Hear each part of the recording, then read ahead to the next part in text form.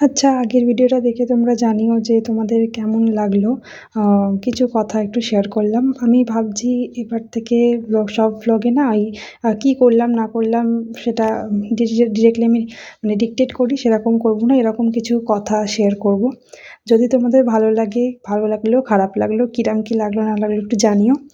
যাই হোক, তো আজকে এখানে চলে গেছিলাম বোনকে স্কুল থেকে নিতে সকাল সকাল, কারণ ওর পরীক্ষা চলছে আর ওর একটু শরীরটা খারাপ। ফুল স্কুলই করতো, বাট ওকে একটুখানি আগে ছুটি করে নিয়ে চলে এসেছি।